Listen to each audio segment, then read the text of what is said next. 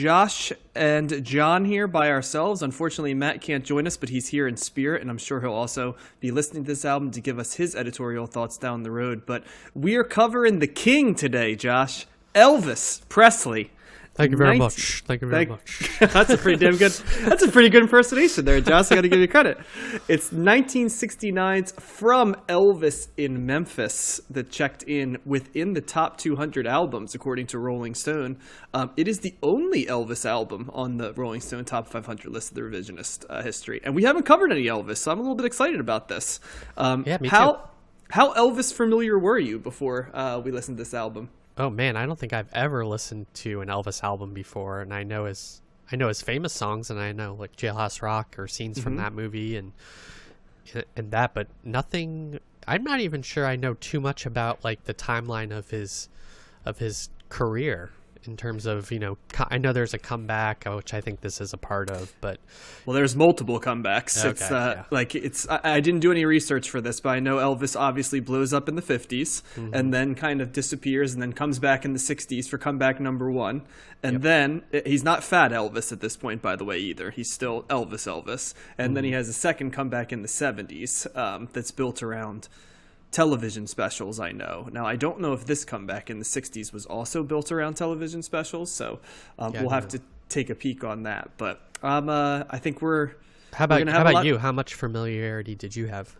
It's funny because I don't really know a lot of Elvis albums because I don't think of... I mean, Elvis comes from that era of singles, right? So so I know a ton of Elvis singles, tons and tons, if only because they were sort of omnipresent in my youth. Just when you'd go to like a diner or any sort of like retro theme... there were a lot of places that were like 50s or early 60s diners, and they'd play Elvis constantly, not to mention all the infomercials from my teenage years through my 20s that selling Elvis collections. So those ones where they scroll through the list of the names on TV. You got it.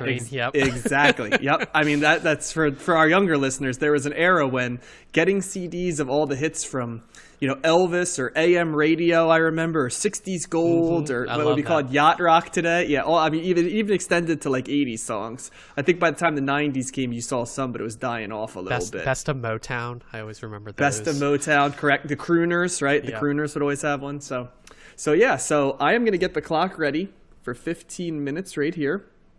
And we're all set right now. And Josh, I'll kick it off to you when I say go and give me your initial thoughts, okay?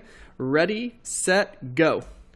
So it's so interesting to hear him on a full album. It's like he's almost a man out of time on this album because it doesn't sound like any 60s album that we've listened to. I think it feels like he's trying to cover all the genres though that we talk about. You've got things that sound like Motown in here, and you got some country. I heard things that sound like Johnny Cash, soul, a lot of songs about love and heartache and love lost, and even in some good covers. I think Suspicious Mind's probably the most famous song on this album, the one I recognized at least. But I liked his other cover too that I knew of, Any Day Now. There might be other ones on here that I'm not familiar with, but yeah, it's crazy. It's like he's trying to rediscover the 60s or capture that time period and bring his personality to it. I really like his voice, sounded really good. I did look up how old he was when he did this. He was about 34 because I wanted to see for context how where he was at in his life. And so I think it's good. It's an interesting. If this is during his comeback period, I think he's got that voice, but it sounds so much like a lounge act or something like just a retrospective almost. And it was really interesting to hear. I'm not sure if it's deserving of being included in like the best of the 60s, but it was interesting to hear Elvis from this time period. What about you? I love this album. Oh, yeah. I love this album. First of all, I think the thing you should know is that he doesn't have too many of your well-known Elvis hits. The only two I think that most people would know would be that cover of Suspicious Minds, which is like a top 5 karaoke song for me ever. Yeah. Like, not just to sing it, but to sing it as Elvis. As I was hearing it, I was singing it with him. And then In the Ghetto, which, got a second life from South Park. Yeah. But it actually sells that song short, because it's actually a pretty profound song for 1969 in terms of social conscience. But this album is just filled with songs I love. Like the first 2 songs, Wearing That Love Dawn Look and Only the Strong Survive, is like, that's a strong one for sure. Classic Elvis. Gentle on My Mind is just an awesome song. True Love Travels on a Gravel Road is not only sung perfectly, but it's a great song in terms of content as well.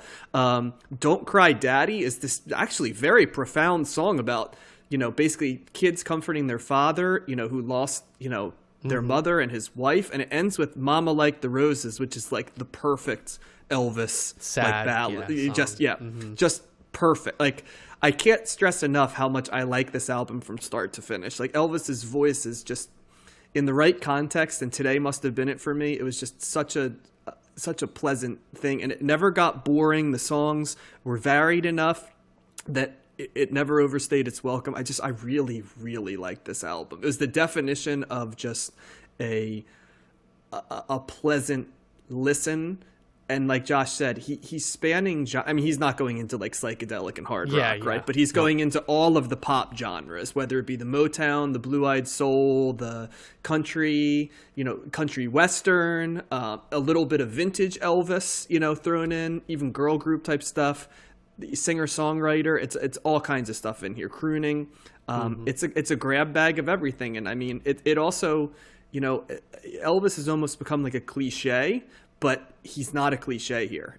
He's just, you can see he's just he's just such a performer, and you can see he sings with conviction, right? And you can hear his talent in his voice. You can see why he's a star and why he blew up the way he did back in the 50s.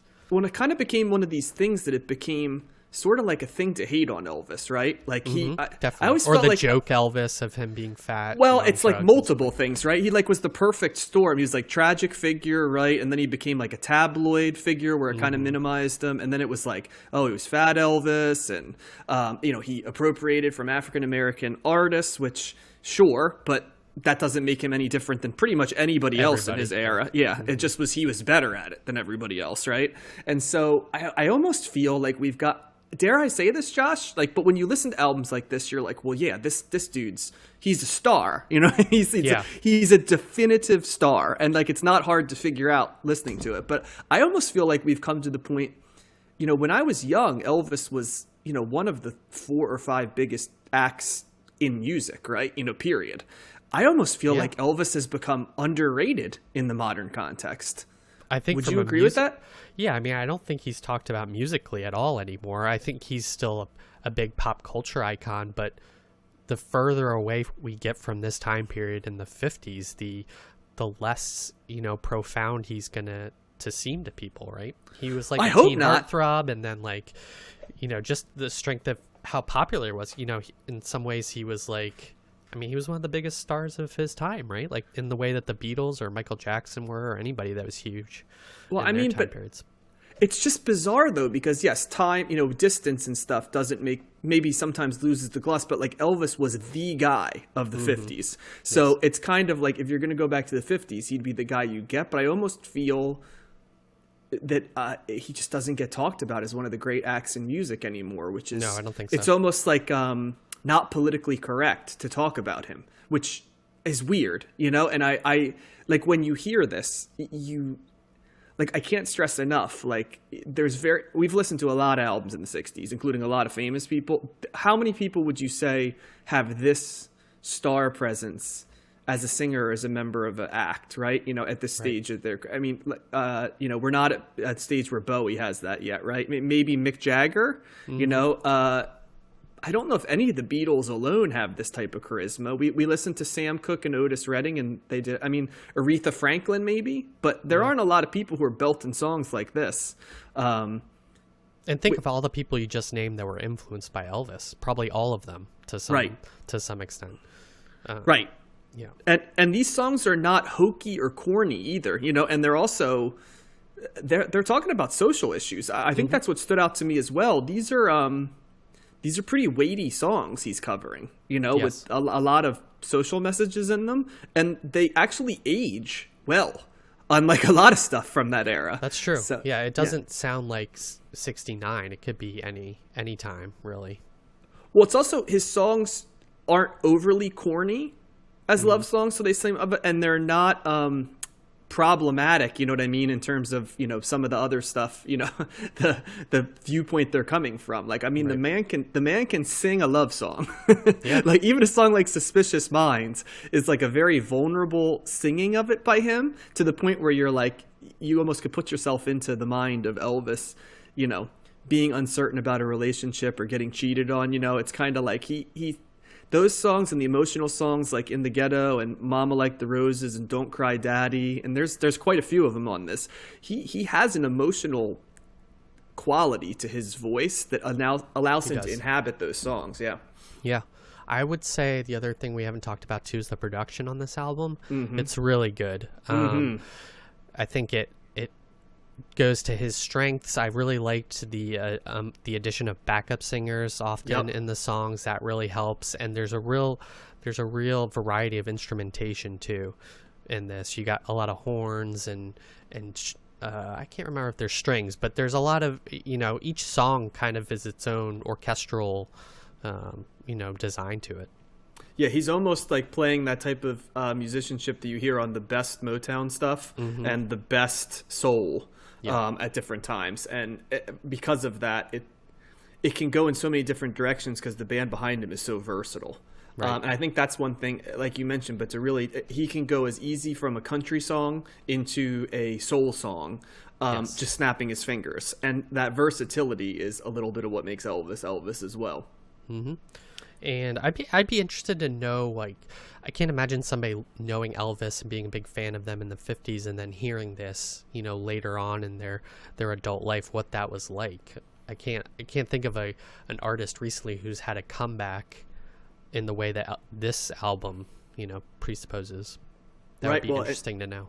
And you said he's 34, and it's crazy because it's 1969. So you figure he was releasing albums in the mid-50s. So he was doing that, that would have been 15 years ahead of this. So he would have been all of about like 19 years old, 20 years old, when he was breaking in. And, those songs then very much have the teeny bopper quality, but he'd moved away from that at this point. You could tell he's going for a mature Elvis at this point. Yes, but definitely. He wears it well, though. And once again, like the stereotype of the cliche, I should say, of the artist, growing up, right?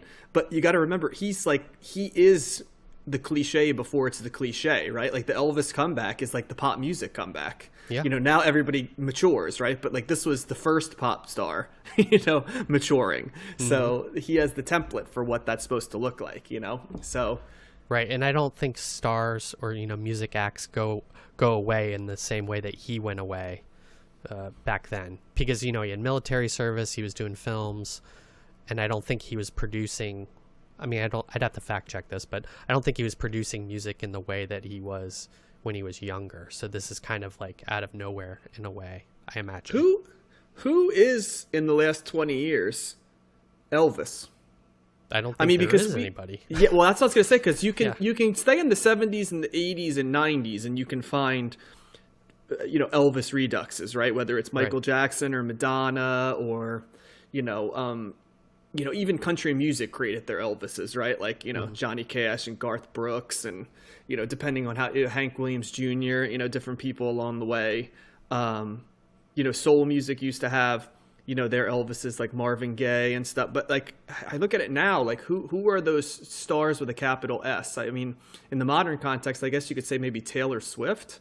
Yeah. But so is she kind of the modern Elvis? Like starts young, has a career, has the maturity period, kind of, is Taylor Swift the modern Elvis? Maybe, or maybe somebody, it would almost be, She's also accused of appropriating, right? She has country stuff. She is a polarizing figure that people either love her or hate her. That's kind of... Or somebody like Britney Spears, somebody who's had problems and had a huge start, but then, I mean, obviously she's in Las Vegas or has a, kind of career like that now, but if she had like gone away and come back, somebody who's just the biggest star of their day, and then maybe, I don't know, maybe somebody like if Lady Gaga wasn't still performing or something like that. I almost think doesn't have to be Taylor Swift though, because you got to start young. You got to kind of stay relevant the entire time in your own way. You got to kind of flirt with genres. Yeah, that's true. It's a fascinating question. It might be one I want to revisit on one of our full episodes at one point. And we're not going to cover Elvis again, unfortunately. But I'm going to try to rope him into a conversation because I'd like to hear Matt's take on it as well. Yeah, who else? Maybe Ariana Grande when she gets some more years under her belt. Yeah, but was Ariana Grande, you know what I'm saying? You have to be like the biggest star in the world to be Elvis, right? That's and true. so like I think at one point Taylor Swift probably was in music, and that's why I'm picking her. Like, and that's why it's like the comps for Elvis are kind of like Michael Jackson and Madonna and stuff, who had their moment where they were the biggest, you know? Like, can you really I don't know. Is the music industry even the same? Similar enough to even have somebody that big anymore that's not like pop or the crossover I feel like you could still create a star. It's just a matter of like the shelf life of the star. On one hand, I feel like stars are built to be around longer because of modern stuff. You follow them throughout their entire life and you have an investment in them, right? Whereas there was an era of mystery and that's of course another question, I won't go there, but was the mystery nature of stars part of what made them stars? Yeah, true. Like would Marilyn Monroe be Marilyn Monroe, right, in the modern context, or would she be Kim Kardashian? So true. But I want to end with this because you have about a minute and a half left. This is a freaking great musical album. Like, I can't stress that enough. We've talked a lot about Elvis, the entity, but if you just like a variety of songs and you like to hear Elvis belt out songs and you kind of like Elvis's vibe in general, like this is like right to the main line, and I deeply enjoyed this album. Yeah, I enjoyed it too. I'm not sure. I may have to listen to it again, not as deep dive as we normally do. Definitely strong songs. I love True Love Travels on a Gravel Road. I think that was a standout for me. Suspicious Minds, of course. And the title track, or the opening track, Wearing That Love Down Look, I really liked. I think those are my three standouts. Yep. I would make a pitch for the songs that end it too. Don't Cry Daddy, Kentucky Rain, and Mama Like the Roses, because that's like Elvis at his most sort of versatile in terms of the housewives that were still listening to Elvis when they were 60 and 70. That's the type of songs that I think are the songs that the late career Elvis showed that versatility that made him sort of that icon. Yep. So all right, well, I would recommend checking this album out, From Elvis in Memphis from 1969. I think Josh also gives a little bit of a recommendation here, so I think we can cue this one up as a give it a listen.